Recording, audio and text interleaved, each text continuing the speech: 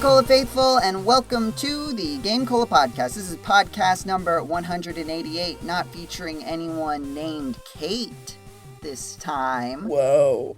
I am your host and podcast commander, Joseph Martin, joined by...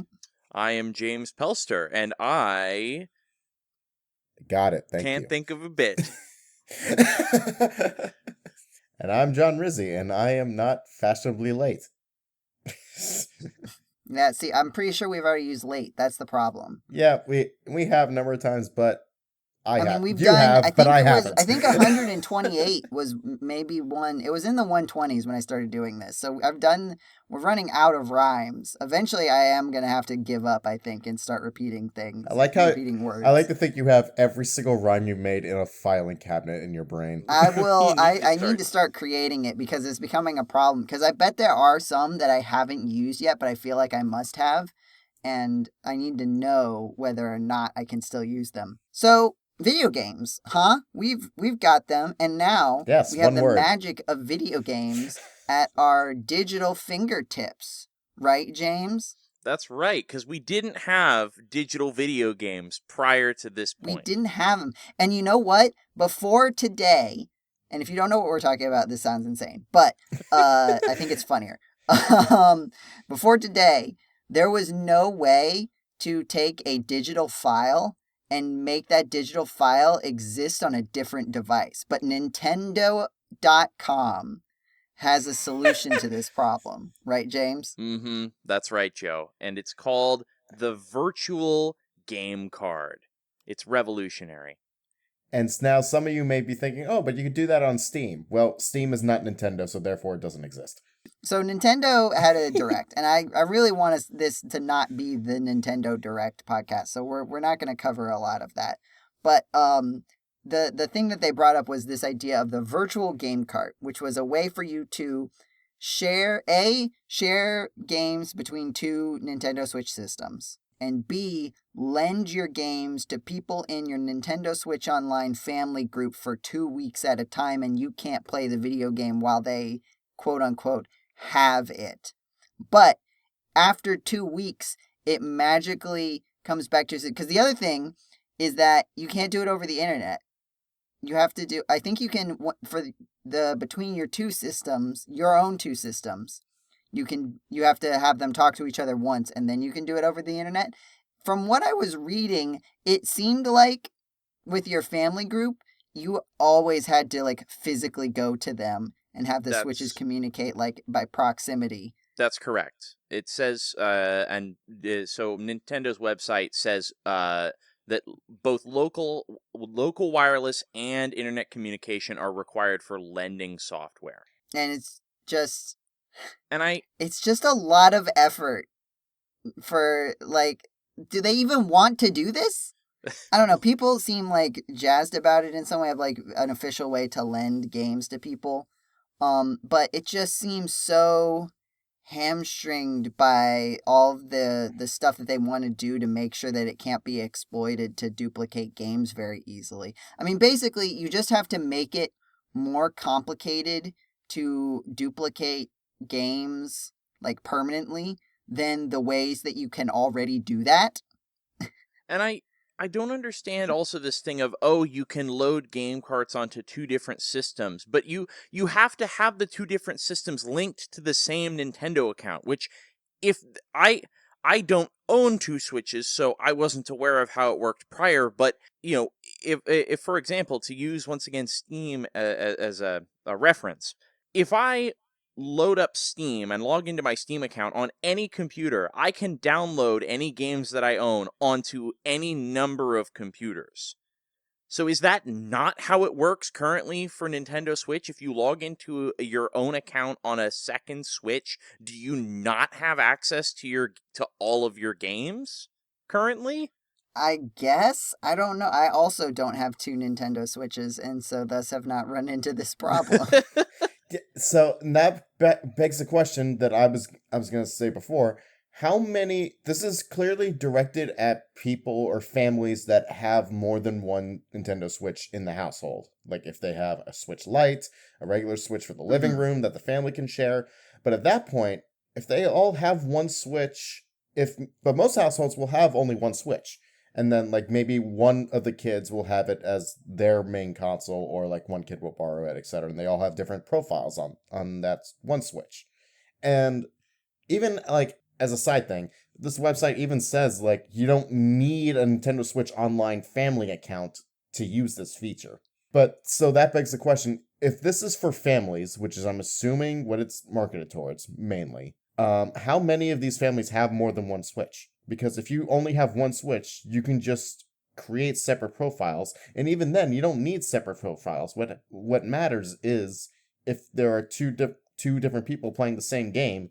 Most games have save files. Why not just share like, hey, your game's on save file 1 and your game's on save file 2, and then they just keep that I mean, momentum that's definitely going. how it works now on one Switch. Yes. I disagree with your reasoning on the main reason they made this. I think this is their way of figuring out an easy way for people who have a Nintendo Switch 1 to get their digital games onto their Nintendo Switch 2. And they want to release it now to get all of the weird bugs out of it. And also like a bonus of, yes, there are some families that have more than one Switch. They probably also have more than one copy of Mario Kart 8. Oh my gosh. And I just no. It all makes sense suddenly why people keep buying copies of Mario Kart 8. It's because for all of their secondary and tertiary Nintendo Switch systems that they have, apparently, based on how this system is being explained, if you have multiple Switch systems, even if you sign into the same Nintendo account on all of them, you apparently don't have access to all of your games. They can only be on one system. So you just buy multiple copies of the same game so that you can have it installed on all of your different systems. So really, this system is only necessary because physical games had an advantage of you could share them between different systems because Nintendo decided to arbitrarily hamstring its digital distribution of games to one system. Which is something that they've been doing with all their digital systems. Because I had this issue with the 3DS when I had a launch 3DS like that I overpaid for with that overzealous launch price. That was just the regular black one. And then it wasn't until years later I upgraded to a new 3DS XL that I have here. And I was shocked when I linked the new one to my Nintendo account, and it says, "Hey, this account is already registered with a Nintendo 3DS system," and it wouldn't let me reconnect it. It wouldn't let me have two systems with the same account, which was bizarre. That's and such a Nintendo thing to do. It is, but like I don't understand how that prevents piracy because people crack the 3DS all the time. It's well, that's the thing. It doesn't have to. It just has to not be the easiest way to do it, right? That's the only thing you have to do, right? Because if there are other ways to pirate, but they are more complicated, or they are less complicated than whatever Nintendo does, then you don't get any like new piracy. But if you make piracy easier by virtue of your system, then that is, depending on how much you care about that, a problem, right? So it just has to be awkward. It doesn't actually have to be foolproof. At least they're doing something that makes things like, even if it's awkward, they are at least giving something to people who don't want to pirate, because ultimately, even if it requires initially jumping through some hoops, the fact of the matter is that now they're trying to, like, this is, I think, potentially a piracy dissuasion.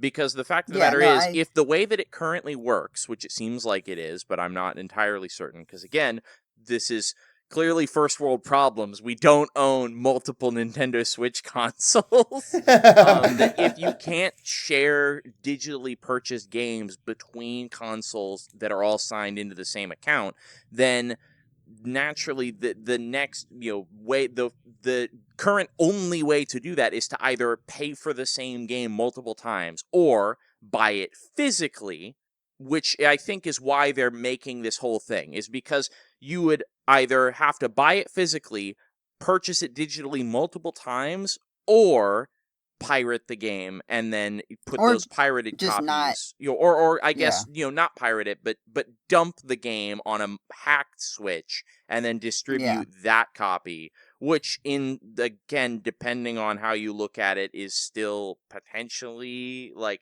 that's a gray area. It is still not 100% perfect, but it's much more on the this is not piracy side of the equation.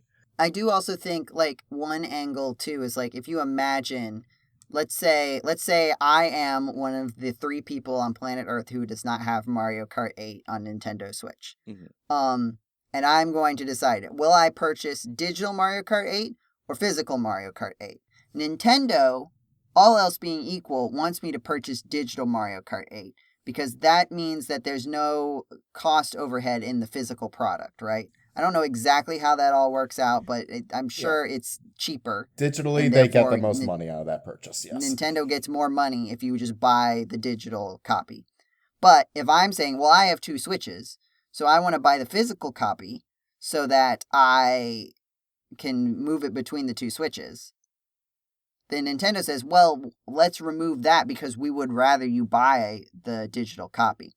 I do also feel like there's this idea of people who make software really want you to think of software as like an individual thing and not like just word, like I don't know, the supply and demand gets wonky when it's like there's like kind of infinite supply of a digital video game. Yeah. By the And nature you of have being to basically digital. manufacture scarcity because there's no practical reason for the scarcity. So the scarcity has to be purely like we wouldn't be able to make money if only one person had to buy the game and then could share it with everybody else. Right. And that's how it's been since the dawn of digitally purchasable, media, etc. Like this just like there there are arguments from people who are very, very strongly on one side of the sort of spectrum of, what do I think is, acceptable to do with digital media or not, who are like, there is no, the entire concept of digital media being scarce is artificial. So I, I mean, there's some people who are very, very strongly candidates for piracy purely on that front of I shouldn't, there is no reason besides monetary, but also you can't function as a business if you're trying to distribute digital goods. If, like you said, one person can purchase it and then no one else has to, then there's no sustainable business model there. Mm-hmm. Yeah, you I mean, I assume there are ways you can do it, right? Like if you're someone who gets paid to like make something exist, right? Like you could pay someone to create open source software and like you could have like a community fund that, right? Right. But yeah, it's different. You have to be very intentional about it because otherwise, yeah, it's like there's not like a limited number of bits and bops that that exists. You've drained the video game faucet. You have to wait. There's just nothing there. Yeah, I will definitely try this when I get the chance because I do have some people on my family plan who I physically interact with. So I would be curious to try this out and just see how it feels functionally. I'll try to see if I can do that before the next podcast. Do you need the family plan for this? You need it to share with like another person.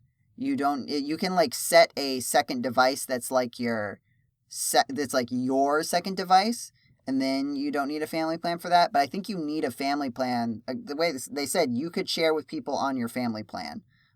You can do the 2-week sharing thing, which is another interesting decision, the 2-week limit, because I mean, on the one hand, I don't know if they've said that there's any limit on just immediately resharing the game after that 2-week period expires, but You'd have to go back and find the person again. Yeah. right, which is but also again, if the concept of this feature is to mimic what physical cartridges are doing but with digital purchases, then that's not unreasonable or unheard of, because if you have a physical game, you need to go talk to I mean, unless you're like mailing a cartridge back and forth.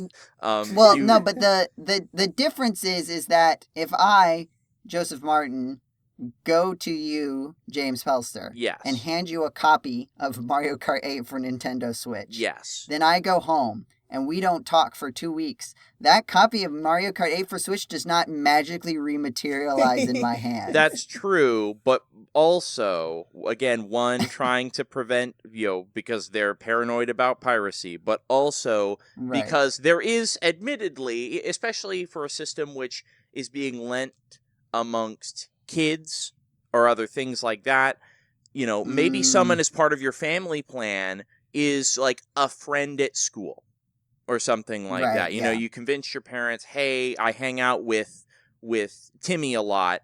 Can we bring him as part of our plan so that I can lend my games to him? And that way, you don't have to worry about, oh no, I lent my game to Timmy and he lost my physical cartridge. He ate the Or cartridge. I lent my copy of Mario Kart 8 to Timmy and he never gave it back. How many stories have you heard of physical games where it's like, oh, I lent this and they never gave it back? Or someone gave me this game and then I like never saw them again and I can't get it back to them. So yeah, that makes sense as like as sort of a fail. Though I think if it wasn't like for the piracy like concern sort of thing, you would have that as like an option, right? Like you could say like you could set a time of like when this comes back to me. Or you could also, because it's not a real thing, you could just say, why don't we both play it? I don't know. Like obviously financially I understand why they don't do that, but it's kind of like, if it can pop back up on my Switch after 2 weeks, it's all still there. Right. Like, it's all still on my Nintendo Switch console. Yeah. It's just software that's preventing me from accessing it. Right? Which that does feel weird. Which that'll also be fascinating to see, modded Switches that use this feature. Is there just going to be custom firmware that just lets you lend the game out and then lets you play it on your system anyway? Like it bypasses whatever checks they're doing in software. I wonder. I want to see what it looks like. My guess is going to be that they're going to make it to a point where it's because like you still have for the other person to be able to keep doing it, like you'd still have to physically go to them, I think, and re-authenticate it. Right. Or the process of faking that authentication is like at that point it's like just pirate it normally. Like dump the game on your just don't let's let's not pirate, let's modify our Nintendo Switch and dump our legally purchased games. And then which Nintendo will consider just as illegal. Right. But just so because Nintendo doesn't mean that a lot of other communities and like, that Right, but I'm saying where is the Venn diagram of people who think that regular piracy is too much, but like hacking Nintendo Switches to take advantage of their sharing policy to create multiple playable instances of a video game? That's not bad, but regular piracy is. Hello, like, it's me. I'm in that Venn diagram.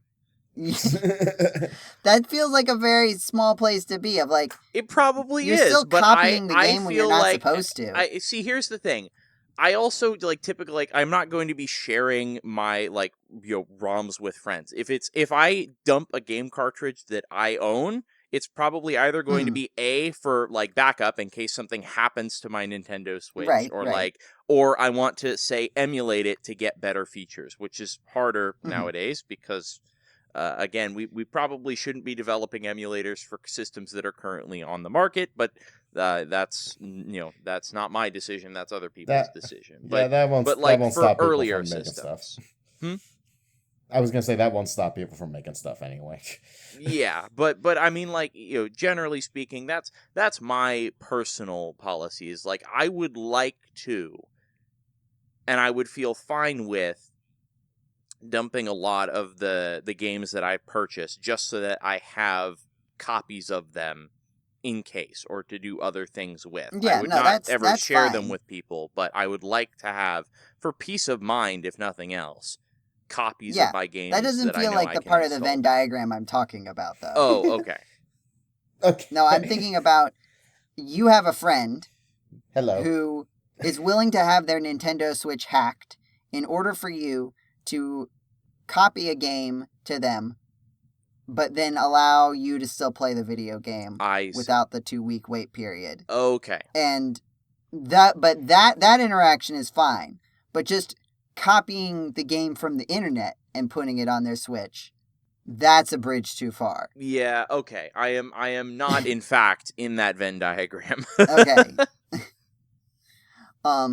Anyway, I think we've hit the main point, which is that it's weird, but not necessarily bad. It's just kind of weird and funny when you think about digital products.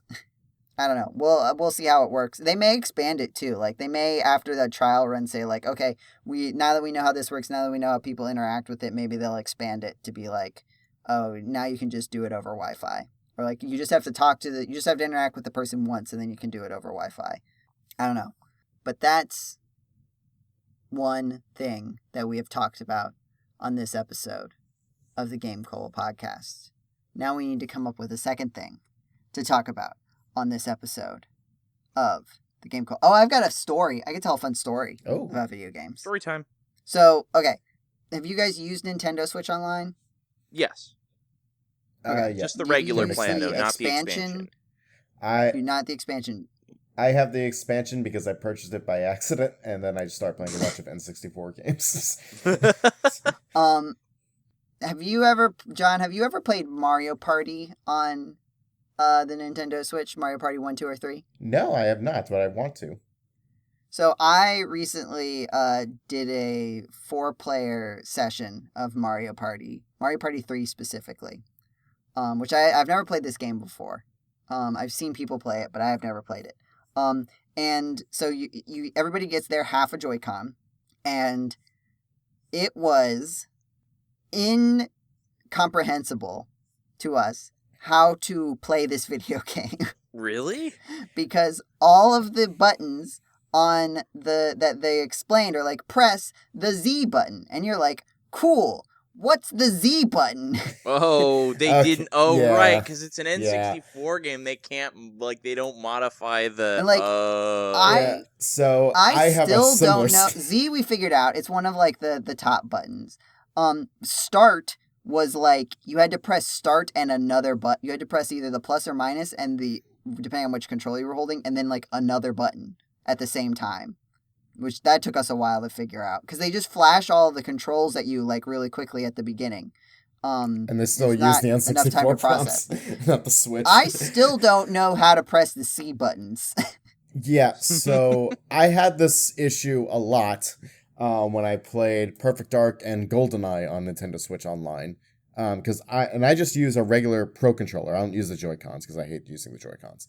And even then, the C buttons are placed in an incomprehensible manner by default because the N64 controller is weird. The only way that would work is if you get their special Nintendo Switch Online N64 controller, which I do have, but I have not plugged it in yet. But the default controls are incomprehensible, and unless you're familiar with how an N64 controller works, anyone going into this blind will have no idea what button is what and what will represent what, and etc. They wouldn't have the forethought to think, oh, I'm going to map all the C buttons to the second stick, or I'm not going to put the Z button as R2 instead of wherever. Where is it by default on that thing? I have no idea. It's so bizarre and like very not user friendly, but I think their train of thinking with that is that if anyone who gets the expansion pass is clearly only going to get it for the N64 games. And then the Genesis and Game Boy Advance games are a bonus, because that's what people have been asking for a while. So they're with that thinking, they would have to assume that anyone getting the expansion pass and dealing with would deal with mapping the controls of an N64 controller themselves and are able to do it and have the knowledge to do it, depending on the game. It's probably the least user-friendly thing Nintendo has done. Which they just said, like, good luck, have fun. That is saying a lot, also. Yeah. They, as we were saying, they get confusing with when it comes to sharing digital games, and they've gotten confusing with other basic features in the past. But this honestly, I think, takes the cake in terms of wanting to just put it in a game and play it. This is such a hurdle people have to overcome. I feel like they've just struggled really hard with the Nintendo 64 NSO in general, because when it first came out, I think there was massive emulation issues, especially in terms of recreating emulating the graphical effects correctly. Like, there were a bunch of issues with the fog rendering in Ocarina of Time not working correctly, and just a bunch of other things that were not correctly rendered. And then I think the net play was also horrendously bad. So I feel like they've just had a lot of issues with the Nintendo 64 Virtual Console and NSO. Yeah. Luckily, those issues are honestly, they were fixed in a month and whatnot. Those were relatively easy, but they have yet to address the controller hurdle. But yeah, I mean, at a certain point, it's like there's just, especially if you're doing half a Joy-Con, there's just fewer buttons on half a Joy-Con, or I guess it's single Joy-Con. I'm honestly more shocked how you thought that would have been a good idea. It was a 4-player. We only had the 4 Joy-Cons. Jesus. I don't know if they let you do, I don't think you can do 8 Joy-Cons connected to one Switch. You must be able to, because you can do 8-player Smash in Ultimate. Yeah, you can. That's a thing. But I don't, right, so then for that you have to do, everybody has to have a single Joy-Con. Right. You can't have 16. That's what I get getting right, mixed up. But you should be able to do... trying to consider a pair of Joy-Cons as a unit. Yeah, so if you can do 8 individual single Joy-Cons, you should be able to do 4 pairs or 4 full proper controllers. We just didn't have it. Which is fair. And also, we did not realize how jank it was going to be. Yeah. Until we were already deep in the paint. Mario Party, Nintendo 64 Mario Parties are also very strange. They let you go backwards. There's items that make you go backwards, and that feels illegal to me. Not oh, I sent you back. I mean, you roll a dice block and you walk in the other direction, space by space. And then you get to forks in the road, and you have to go, backwards along the fork in the road. And I'm that feels illegal. Why are you allowed to do this? In case you missed something. And then there's also, a door, and it's oh, you can't go through the door. You're going to have to now walk back the other direction because you don't have a key to this door. Also feels illegal. Not bad, necessarily. Certainly not as bad as the Together car, my arch nemesis. But it felt very weird. I'm very curious to hook up my my N64 Switch controller. That's such a weird thing to say. And see what the default buttons are on Switch Online to see if I would have to remap anything. I'm not sure if I've read anything about that. Granted, I don't know anyone who's actually bought the N64 controller they offer, so to each their own. I've heard actually that they make adapters so that you can use the N64 NSO controller with actual N64 hardware, which is kind of awesome. That is cool, but I think that's that's like what, by 8-Bit Duo or some Yeah, third party 8-Bit company like Do that. or something Yeah. like that. Yeah. Is that how you Speaking of pronounce it? which, What I is should really I need to get one of those Mario Party games because I have now an actual Nintendo 64 console. I should play some of those old Mario Party games, and that Yeah, way, go get Mario Party 1 I'll and tell you about my palm injury next podcast. yeah, get you can sue Nintendo in the modern era. Yep. Hey, you know what though? Those Yeah. sticks don't drift. Don't they? No, they don't drift. They They get don't loose after a while because They the don't drift, gears they're just and suck. the plastics inside slowly wear away. I've Yeah. had to clean out, like I've had to disassemble all 3 of the controllers I bought and clean them out on the inside because the plastic slowly just rubs and it's sort of abrasiveness slowly grinds it away. So you just have a bunch of dust in there. So they get a little bit loose, but the nice thing is you can purchase for really cheap replacement plastic parts. And so, because they're basically optomechanical, they basically work on the same principle that like an optical ball that a ball mouse does, which is basically a light tracking through sort of a wheel with slits in it on both axes. So it doesn't really have, design-wise, it can't really drift in the same way that other controllers do. I don't know. GameCube controllers, the standard GameCube controller still seems to hold up pretty well. I've used my original one so long that the only thing that's happened with it is that the like rubbery part on it has just worn away, and now it's just pure plastic. Oh So god. it's just become an N64 joystick. It's a little sharper. Yeesh. But like it's still functioning. GameCube controllers, I don't know how different controllers. That's an interesting thing. I wonder like what's the failure point and time to failure point of every single like controller.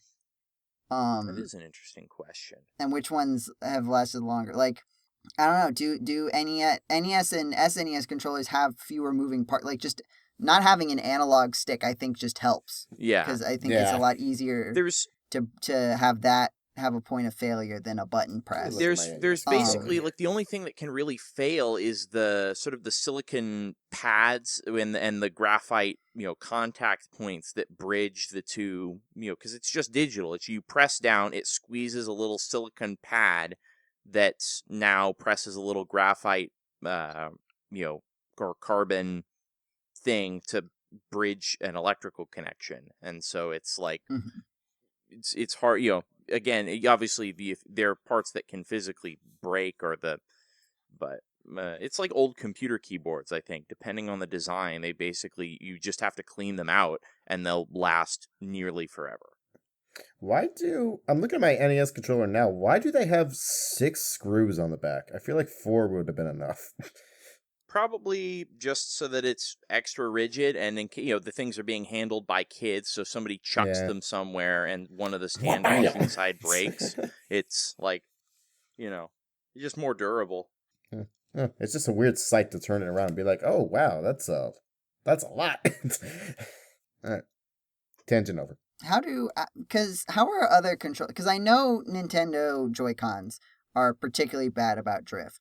But from what I've read on this subject, and it's been a while, like this is a problem sort of with the modern joystick industry that Nintendo is particularly bad on. Yeah, so the problem is, because I have this problem on one of my Joy-Cons, but I also have this problem on my oldest PS5 controller, which is that I used a lot, just the default white one that came with the system, and it drifts to the right like all the time, and like it's gotten to the point where when I have friends over, I tell them, oh hey, don't use that one.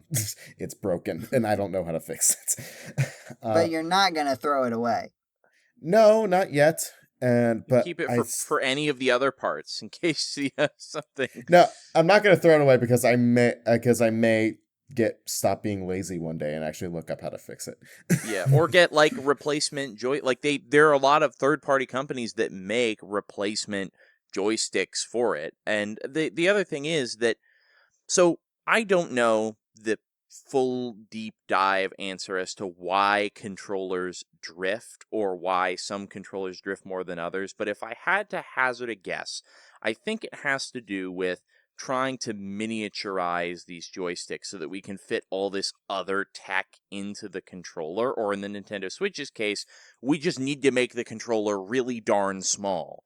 And so it was the specific design of those Hey, really there's low tech in there profile. too. Yeah, oh, there It's is, got of like an course. infrared camera that you can like not use for anything. Yeah, but I think as a result of trying to miniaturize and make these as small and low profile as possible, that there's certain components that just over time I wish I looked up at one point the exact, specific means through which these controllers sense the motion and and turn that into a signal to send to the console. Like, obviously the N64 uses, two little gears with slits in them that basically have like a light sensor on each one, so they can detect the way that or two different sensors to detect which way the stick is moving and the rate at which it's moving, how far you've moved it.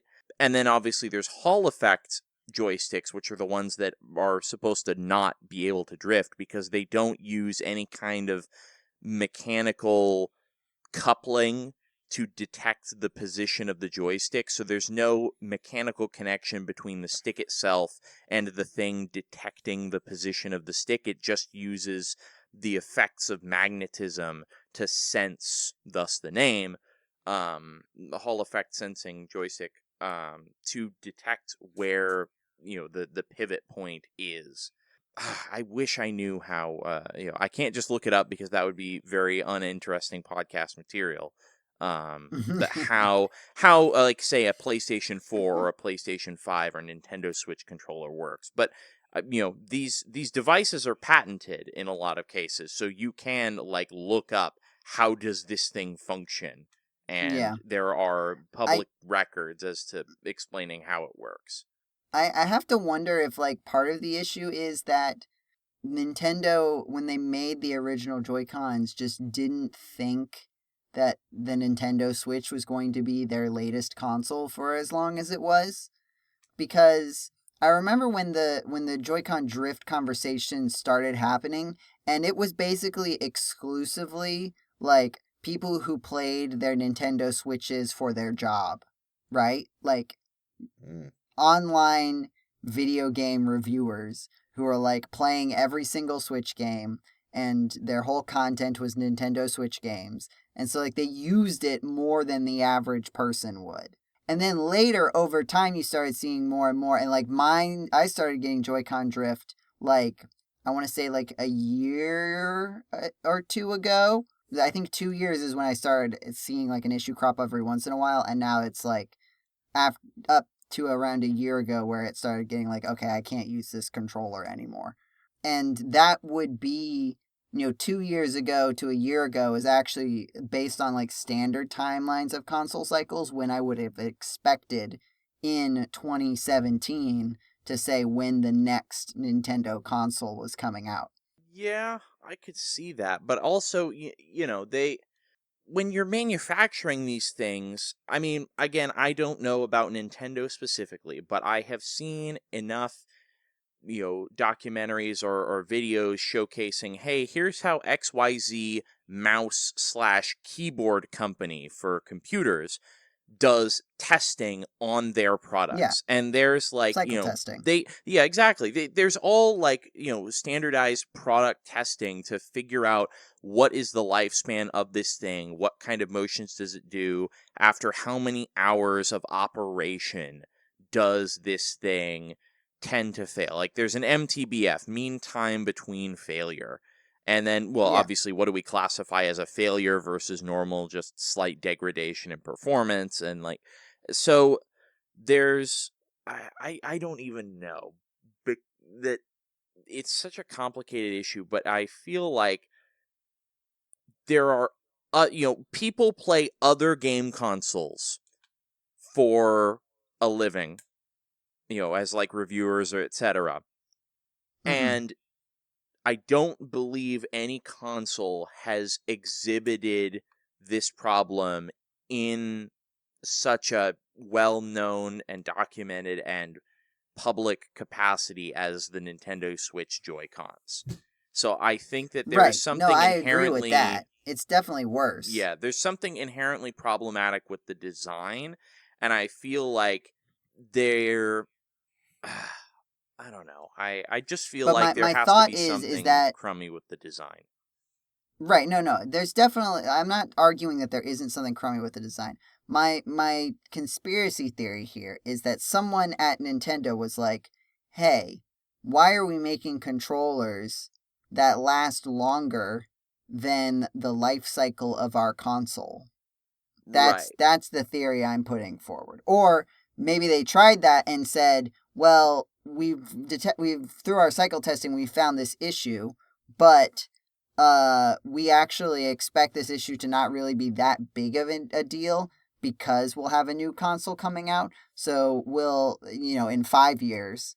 And so based on like average usage, we'll know that, oh, some people who do it a lot will get it. But we'll be able to fix it. So the big question will be how bad it is on the Nintendo Switch 2. If it's still just as bad, then that will, because they'll have had the opportunity to like rework everything, right? And it's bigger, right? We were talking about like if it's a size thing, maybe part of the reason it's bigger is so that they can have a better design for the Joy-Cons. I don't know. I feel like there are going to be a lot of people who claim to know, but I just from like looking at it or going to the in-person demonstrations, which should be happening soon, right? Yeah, I think that's in April. Yeah, it's a week after the Switch 2 Direct. Yeah, the Switch 2 Direct will come out. I'm trying to do the math here. I think it'll be after or maybe the day of this podcast is released. Oh no! It'll be the Switch. So you're already going to know more about the Switch 2 than us because this is coming out on like the 7th or something. Oh, So. Oh yeah, I guess so. Wow. Yeah, you're going to know a lot more than us. Maybe we should stop talking about the Nintendo Switch 2 if everybody's going to know more than us. How's that mouse functionality, guys? How's it looking? Tell us. Finally, I can play Mario Paint. Yeah, have any of you guys played a video game in recent times? James? I said I was saying before that I really have not played any new video games. I've mainly just been playing. I know. I just wanted to see you squirm.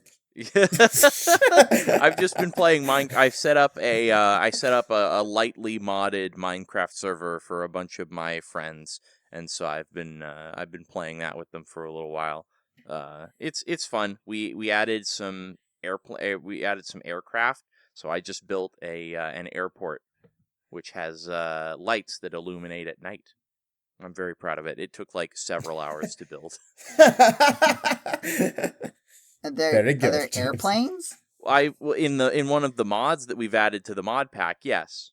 Oh, okay. So like I was gonna say, I have no idea what's in Minecraft now. Yeah, no, there's not. Stuff. This is not a vanilla Minecraft thing. So a lot of my friends, I tend to play very heavily modded, super tech and machine focused mod packs, but a lot of my friends are really not that keen on such packs. So I spent, a couple of weeks a year ago crafting up a pack that's sort of more lightly modded. It's got a few sort of tech adjacent things, but there's also a lot of decorative blocks for building things, new biomes for exploring and to look pretty and for people to build in, and extra types of food so that people can make restaurants or some sort of Stardew Valley light type stuff. And so I spent another couple weeks last month developing sort of a new iteration of that pack, and so now we're all playing that. But I decided to add a few extra mods, such as one that adds like airplanes and sort of little gyrocopters that you can fly around in. So it's fun. It's been an absolute blast. But yeah, so like building an entire like airport runway, I built it out of sort of colored concrete. So yes, it took like a couple hours because I include the time necessary to get all of these resources together. In particular, the slowest part was getting all of the dyes to dye the concrete to sort of this dark gray color. So yeah, but it's been a lot of fun. It's very satisfying, and makes me realize how much I enjoy playing Minecraft in multiplayer because I typically play single player. Neat. Man, Minecraft's really gone through the gauntlet. Every time when I see a new Minecraft update, it's like, oh, we're updating the underworld. We're adding this, this, and this. And I'm just like, was that not there already? Because I see so many. Well, now, what are they going to update? They got the movie, right? We have to don't get me started on that. We need to add Jack Black to Minecraft. Holy crap. The only good joke is, as a child, I yearned for the mines. Like, you don't need to watch the movie. They should have not put it in the trailer, because now you're like, oh, okay, so that's like the best part of the movie. Yeah. Is when Jack Black says that. Oh, speaking of movie news, this morning, the release date for the Zelda live-action movie was announced. Oh, yeah. It's gonna be, hang on, I gotta look at it again. It's sometime in 2027. Good news reporting, John. 1 second, I gotta put the thing up. The date was announced, but we will not tell you what it is. It's sometime in 2027. I want to say it's March 2027. Yeah, that is right. It is March 2027. But then the date's coming up. Hang on, I gotta play the whole thing. March 26th, 2027. There we go. Isn't that like the 10th anniversary of Breath of the Wild? Shut up. No, because the Switch came out on, what was it, March 17th? Yeah, it's like a week after or something. But like, not, okay, yeah, like not literally to the day, but I mean... Yeah, that's kind of insane. March 2017 to March 2027. That's a good point. Yeah, that's effectively the 10-year. Good grief, it will be 10 years. Well, it'll be 10 years in 2 years. Right, like... but also it's already been 8 years. It's been 8 years since Breath of the Wild came out. What's going on? Should I just take my copy of Breath of the Wild on the Wii U and hold it up in the air and be like, you're 8, buddy, woohoo! To just start laughing. I don't understand how you make a the Legend of Zelda movie. I'm curious, and I'm trying to manifest that I will work on it in some way, shape, or form. Clearly, Nintendo thinks they must be able to, because fans tried it and they shut it down. But it's just like he can't talk. Like, I know he's allowed to talk, but like Mario, there's a big, like, we make fun of Chris Pratt Mario, right? Like, it's a big meme. Ha ha ha. Mm-hmm. But Mario like, Mario's allowed to talk, right? Like, he is not like a chatty protagonist in the modern era, but like, it's not too weird for Mario to say words in like in a visual non-video game media production, right? But like, Link not saying things feels more fundamental to his character. Aside from like other media adaptations, like the 80s cartoon series. But the 80s cartoon feels like so much more of an exception to the Legend of Zelda brand. That's what I mean. Is like the Super Mario Brothers Super Show. Yeah, that's like more that, that's right. more a reflection of what the brand was than what it's become since. Right. And that's why I'm asking. I'm saying, besides that one like Saturday morning cartoon series, has Link ever like spoken properly? I'm sure like there's like manga or something, or some kind of comic series. He does not shut up in the manga. Maybe some sort of short story adventures featuring sponsored by Pringles, right? But like, okay, like they're not going to like. Are they going to put references to the Zelda cartoon in the Legend of Zelda movie the way that they did do for the Mario movie? Right? The commercial, right, is a reference to the Super Mario Brothers Super Show because they play the theme song. They could, and if they do, really it'll be something like that where it's like it's like, oh, that's cute, but like in terms of the actual But movie, I it'll don't probably think won't that mean much. I don't think that Zelda lends itself to things in the same way. Yeah, Like especially if it's this is like a live action movie, which it is. especially live action being a big It's like, one. because in animation you can do whatever you want. You can put as many Easter eggs in the background that won't have any effect on the movie, and like because production design, you can do that too with a live action movie. But yeah, in terms of being like cheeky and like tongue in cheek with it, or it's like just putting them in there for the sake of it, it's a little more limited because you actually have to build props or I'm assuming it's probably gonna be heavily CGI'd anyway. So yeah, you can still animate stuff in the background, but I don't think they'll have like it won't be the same tone as it was when the Mario movie opened up with the Super Mario Brothers Super Show theme. It's like that's not gonna translate tonality wise. I don't think we're seriously enough considering the two ways that this movie could exist, which is one is that some child is sent into a video game where he becomes the Legend of Zelda Link. Oh jeez, no. And has to do that. Or I don't like that. some teenage Link character comes into the real world I and also rides in a don't want car. That is with that James is worse. Marsden. That's even worse. I didn't think James you could Marsden. get worse than the first idea, but the second one. Yeah, no, that definitely that works better with Sonic because that actually happened with Sonic in multiples of its TV shows. Actually, We're Right, yeah, no. we're I mean, approaching the territory of let's make the 1980 like whatever Super Mario Brothers movie, except it's The Legend of Zelda. That Yeah. feels like what we're approaching here. it's just because, like, Nintendo cites that movie as, like, the reason they stopped doing, like, video game movies.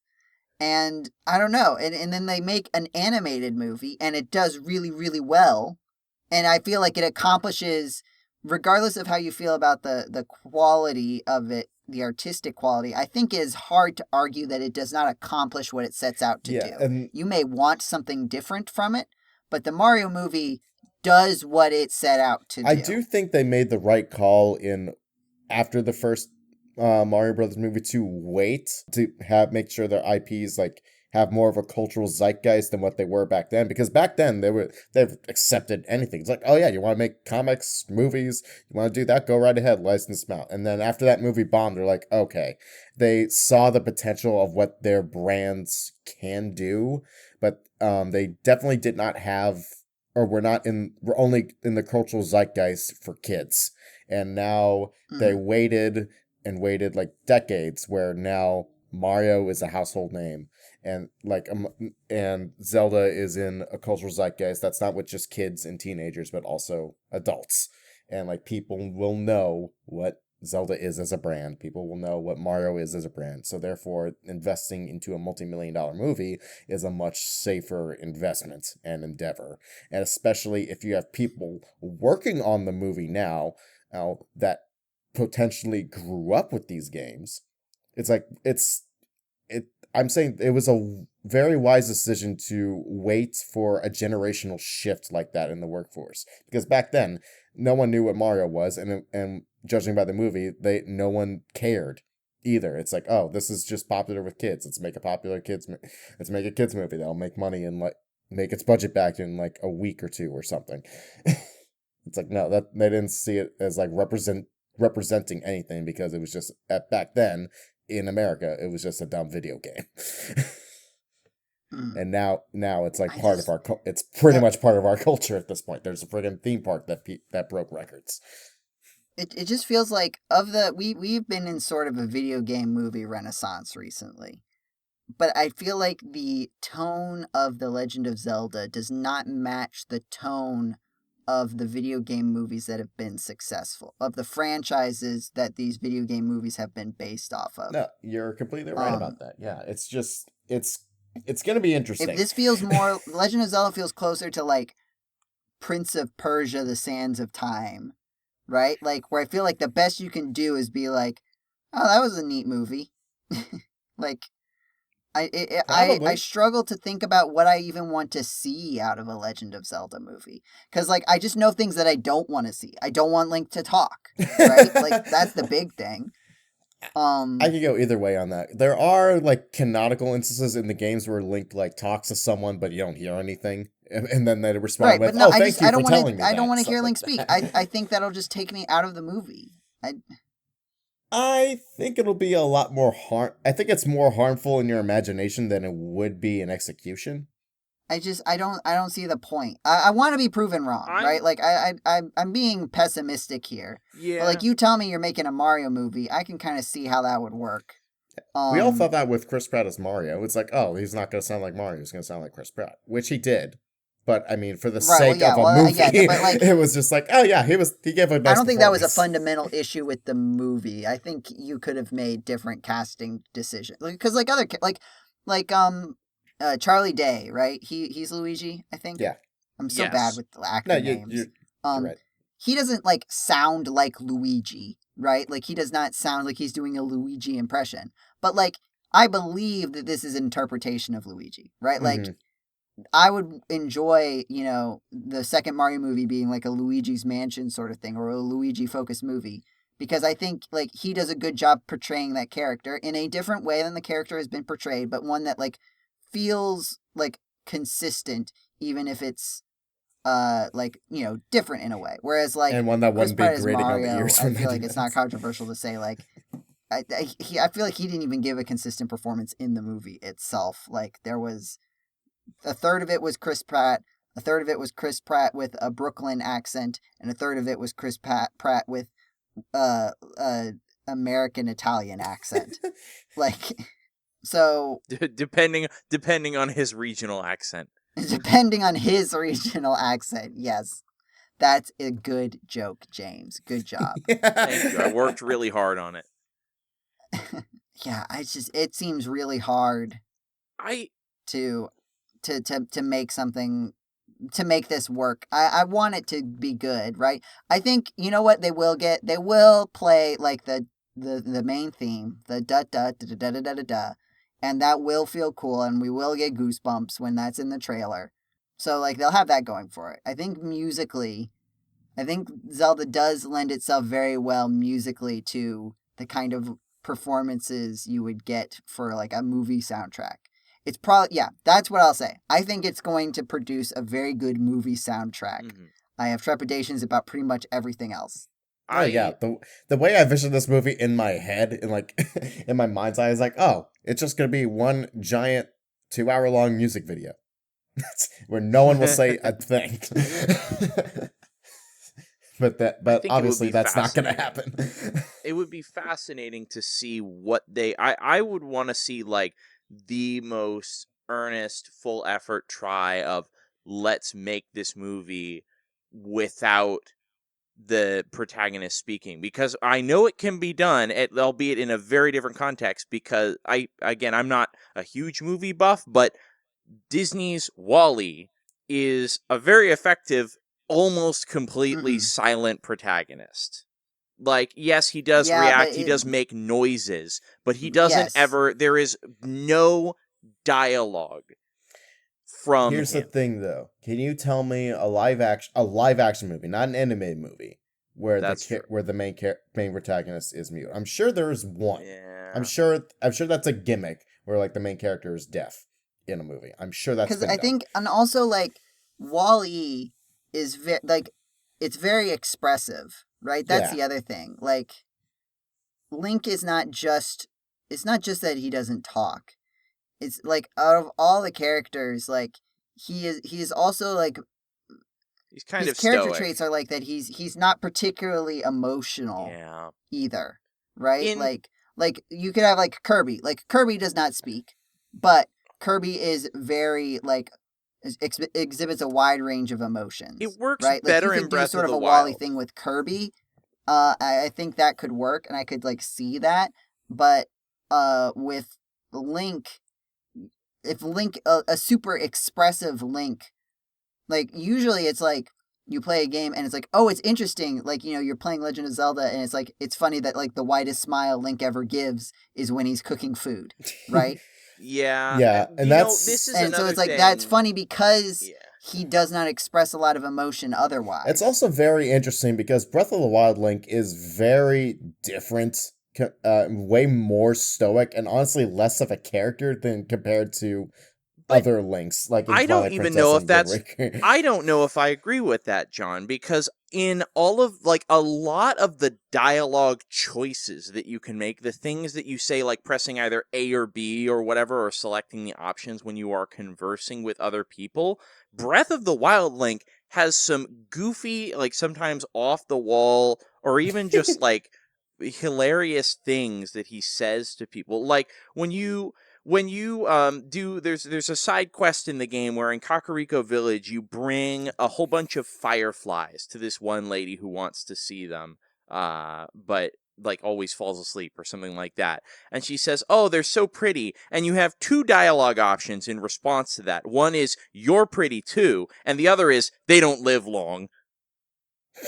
And like the dialogue for Link, which is what he is supposed to be saying to these characters in Breath of the Wild, I think is really just amusing in a lot of cases. And I saw someone discussing that in the flashback scenes, in a lot of the big cutscenes we see, they're all flashbacks to when he was sort of a knight, he was a champion, and so and also just basically the guard for Zelda. So he was extremely stoic, very reserved. But when he loses his memories, he loses all his sense of self, of what he is, what he's supposed to be doing. And so when he wakes up and he's now the character you're controlling, he is much more open. He has fewer inhibitions about just saying whatever the heck he wants to other characters. And I would almost say I feel like that might be intentional on part of the design. So I feel like Breath of the Wild Link definitely has potential to be an expressive and interesting and not, constantly brooding and stoic character. I think the only one I've seen that's more expressive would probably be like Skyward Sword Link, or absolutely Toon Link from Wind Waker. That is by far and away, again, another if reason they why I adapt wish it was Wind animated and Waker not live action. in live action, if they did like the Wind Waker story in live action, It, that would be it wouldn't be the my same. thing though. Even after it would be so funny. It would be bad in a funny way. Yeah. But there's no way they do that because no one would make a live action movie and then have to deal with that much water. But here's my counter argument though. Oh, because like even in Tears of the Kingdom, this is supposed to be like after Link like regains some of his memories, he's still like he's more stoic, but in the cutscenes for that game, he's much less expressive than he was in Twilight Princess or Wind Waker, but he still has some of that goofy dialogue options so to the point where I'm thinking, okay, so is the dialogue still like staying true to the fact where Link is supposed to be a stand-in for the player and the player's just making like talking like randomly and saying whatever they want because they have no inhibitions and he's supposed to be a stand-in for us? But he's a much less of a character in Tears of the Kingdom than he is in the other games, though. Another thing I've realized is that Link does not have a person that he like talks to or talks around him. Like, is Navi going to be in the movie? Unless you're going to have Princess Zelda with him all the time. Because, in like Breath of the Wild and Tears of the Kingdom, Link's just by himself. And then in games before that, there are these companion characters, and nobody likes them. Every single one is famous for being annoying, except maybe the boat. Boat. But again, they're not going to do Wind Waker. That would be so weird if for the live action movie they adapt to Wind Waker. Navi's annoying. The joke about Tattle is that Tattle's annoying. Hey, listen, right? The joke about Fi or Fi is that they're obnoxious. Your Wiimote batteries are low. Maybe Midna is probably the best, but that, like, are you going to do specifically an adaptation of, like, you can't, like, you could take, how do you do a live action Imp Midna or anyway? Even Fi, I feel like, and you could take that into CGI, a, like, general... Fair. A general plot. a general like Legend of Zelda plot. But like Midna, you have to. I feel like you have to very specifically adapt Twilight Princess if you're going to bring Midna. Yeah. But Midna is the only companion character that I can think of that anybody actually likes. Right? Yeah. Like Sonic has Tails and Knuckles and James Marsden. And I don't want them to put James Marsden again. No offense to James Marsden, I do not want them to put him in the Legend. I do not want them to put him in the Legend of Zelda movie. Yeah, he's gonna be doing Avengers anyway. Mario's got Luigi. Mario's got Princess Peach.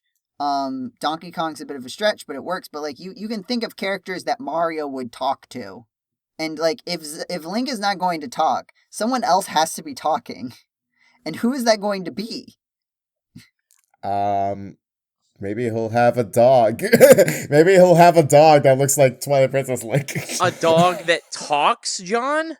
No, just as a companion. It'll be the companion that doesn't talk this time. That can talk to fill the air, because if Link is not going to talk, have you not talked to your dog?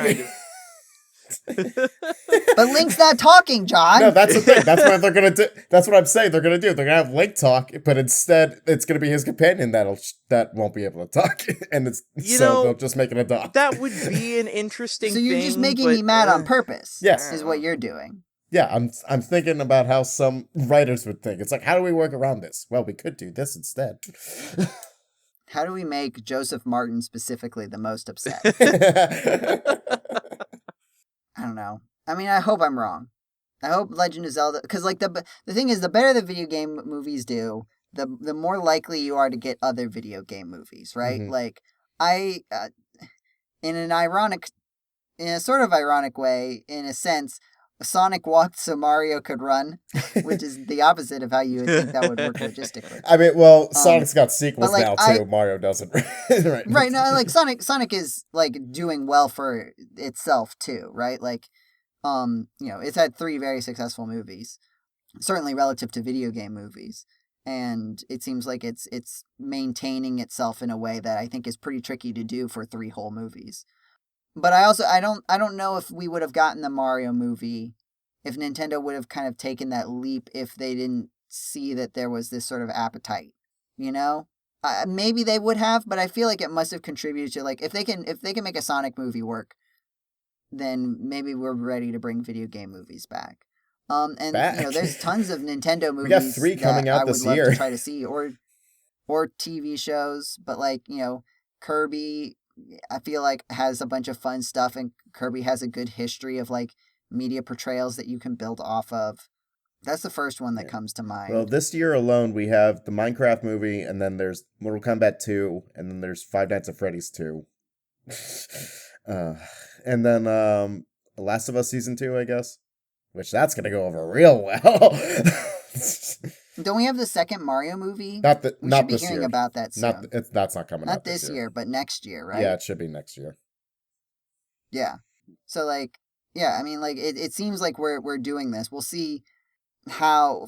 It's one of those things where it's like, we want to make the movies that we want to see the style of more. Those need to be the ones that are successful. Oh, there's also the God of War show, but I'm not sure if that's coming out this year or not. Interesting. They're making a God of War show? Yeah, it's on Amazon. Huh. That'll be fun. But like, we had Last of Us TV show, we had Fallout TV show. Both of those were good. Oh yeah, season 2 of Fallout's filming right now. Yeah, so like we're definitely in a space where we're gonna get a lot of video game movie stuff, and you know what? Enough of it is gonna be good that the stuff that isn't as good will be fine. You gotta fail a few times to get a good success. Mm-hmm. You can't just wish for all successes. So, I'm happy about it. It certainly gives us interesting things to talk about. Mm-hmm. It'll be interesting, especially when none of us play any video games. John, did you play a video game? I did, but I don't want to go on another tangent about Star Wars Outlaws or Elden Ring, because I'm pretty sure I did that on the podcast already. I also want to say it will be fascinating to come back to this podcast in 2 years' time or whatever to see how whatever came to pass for that movie, and then listening to us debating about it in the past as we have done. Just our this is a podcast of forward-looking statements, as investors would say. So it'll be interesting to see what's related. Yeah, I think that would be interesting. We will have to think about that as we wait for the next episode of the GameCola podcast, because it is time for me to tell you thank you for listening to this episode of the GameCola podcast. If you like what you heard, please check us out on our actual internet website, GameCola.net. There is if you're listening to this podcast when it comes out, and it'll still be there, but you'll have to look for it a little bit more, look for the article for April 1st, 2025, because there will be a funny written article on GameCola.net on April 1st, which will already be out by the time that you hear this podcast. So go to GameCola.net and read our funny article for April 1st. And check us out on YouTube at GCDotNet. Yep, check us out on YouTube. That's the letter G, the letter C, the word dot, and the word net, because right now we've got Dragon Warrior 2. I think we're, I don't know, about a third of the way done in terms of what episodes have currently released at the time of recording, but in terms of, slight spoiler into the production process, we are getting close to the end of the game. And so it's been quite a journey, and hopefully you will like the series. It's been a huge blast. We got lots of special guests. Definitely check it out. It's a whole lot of fun. Yeah, I think we have the first special guest episode out when this podcast comes out. If not, then it'll be probably within that week or very close. And you can, if you want to be a part of this is what Jetty says, be a part of the conversation. Mm-hmm. Come to the Discord. It's linked in the YouTube description. It's linked on the article on GameCola.net, which you should already be going to anyway to read the funny article. Mm-hmm. You'll see the podcast article there too. Or just on the links at top of GameCola.net. There's the Discord link up there too. Yeah, if you want to, you can ask us questions there. If you want us to read a question on the podcast where Jetty's on the podcast because he has the email, you can email us at podcast@gamecola.net. I have not convinced Jetty to get us a Blue Sky, but you can follow me on Blue Sky. I am Joseph Martin. James also has a Blue Sky. Mm-hmm. I rarely look at it, as with most social media. The only social media I really look at is Discord and the YouTube comments. I think that's all of the things. We have less things to say. Oh, yeah, we're on iTunes. We're on Spotify. Rate us highly if you like the podcast. If you don't like the podcast, we're not on any of those platforms. You didn't hear anything. Thank you for listening to this episode of the GameCola podcast. Have a wonderful time of day. Wherever it is, whenever it is, you are listening to this podcast, and we will see you next month. Goodbye. Bye. Bye-bye.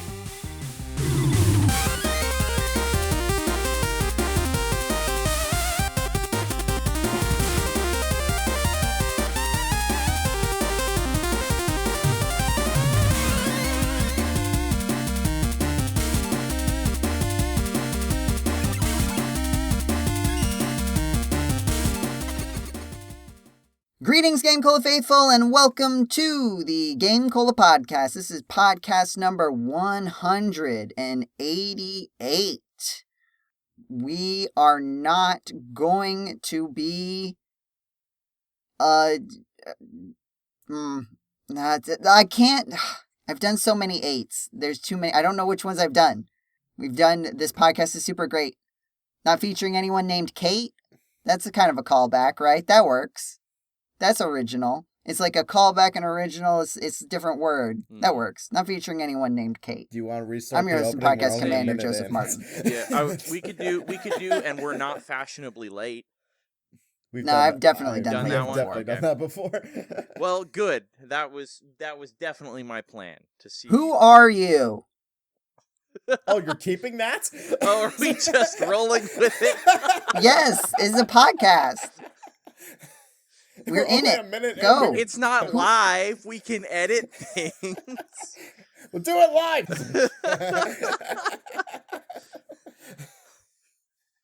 Do you really want... Okay, fine. I'll start over.